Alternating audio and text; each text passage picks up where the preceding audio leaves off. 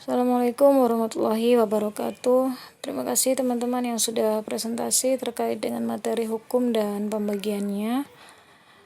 Yang pertama adalah definisi hukum itu sendiri sebenarnya sudah disampaikan ya oleh presentator dan tidak perlu saya ulang, bisa disimak sendiri di layar. Sedangkan pembagian hukum itu sendiri ada dua, yaitu taklifi dan juga wad'i. Ada yang wajib, haram, sunnah, makruh, mubah itu merupakan bagian dari taklifi, sedangkan sebab, syarat, mani, azimah, dan rukhsah, serta sah dan batal itu masuk ke pembagian hukum yang wad'i.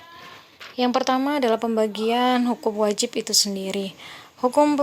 Pembagian hukum wajib itu tidak sesimpel yang kita tahu selama ini ya. Kalau kita mau lebih rinci ada 4 pembagian besarnya. Yang pertama adalah pembagian menurut waktu pelaksanaan, yang kedua menurut kuantitas pelaku, yang ketiga menurut kadar yang harus dipenuhi, yang keempat menurut sifat zatnya.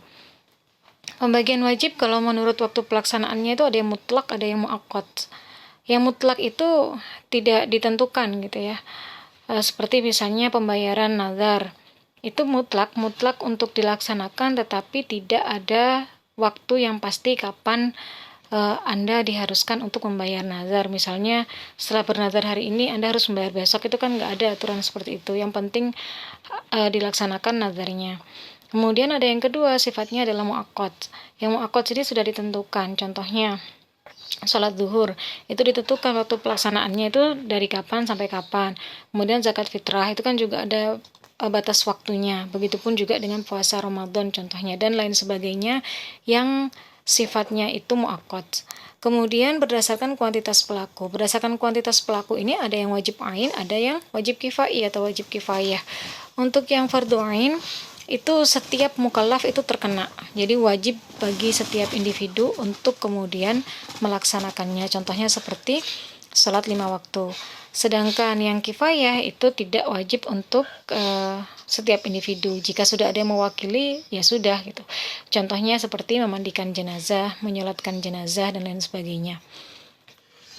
Yang berikutnya adalah pembagian wajib terkait dengan kadar yang harus dipenuhi. Yang pertama adalah muhaddad, yang kedua adalah ghair muhaddad.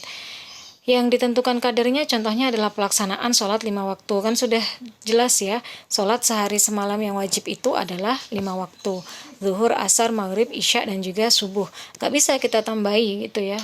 Aku mau wajib yang ditambahi, gak bisa.